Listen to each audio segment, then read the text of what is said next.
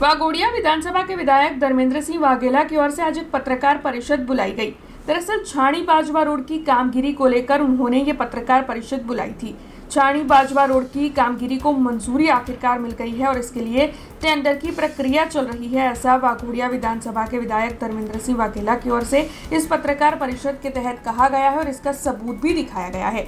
दरअसल चुनाव को लेकर जब भी छाणी बाजवा रोड की कामगिरी को मुद्दा बनाया जाता था, तब इस मामले में विपक्ष को करारा जवाब वाघोडिया के विधायक धर्मेंद्र सिंह वाघेला की ओर से दिया गया है। तब उन्होंने क्या क्या कहा है, आइए आपको सुनाते हैं। रोड रस्ताना विवादने लईने હું કાલે ગાંધીનગર હતો।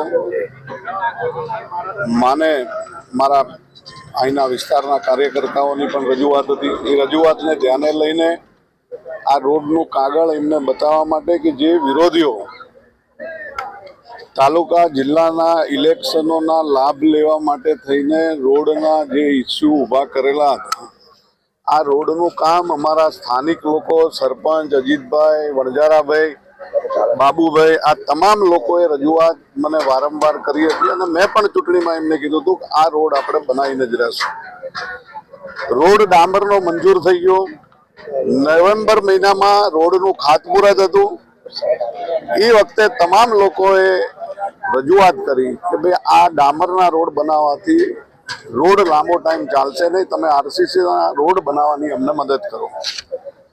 આપણે કમિશનરને કહીને આ ડામરમાંથી આરસીસી રોડ મંજૂર કરવા માટે ભલામણ કરી।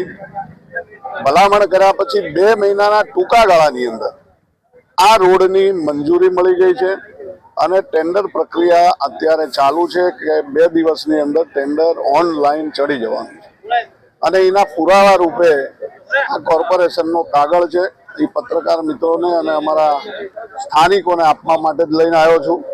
ભારતીય જનતા પાર્ટીની સરકારના મૃદુ અને મક્કમ મુખ્યમંત્રી ભૂપેન્દ્રભાઈ પટેલ ક્યારે પણ અમે વિકાસના કામો લઈને ગયા હોય તો ના નથી પાડી। એમનો હંમેશા અભિગમ રહ્યો છે કે લોકોને કોઈ પણ પ્રકારની મુશ્કેલી ના પડે, લોકોને રોડ, રસ્તા, પાણી, ગટરમાં ક્યાંય પણ જાતના પ્રોબ્લેમ હોય ને कोई પણ રજૂઆત કરી હોય તો તમામે તમામ કામો મંજૂર થયા છે।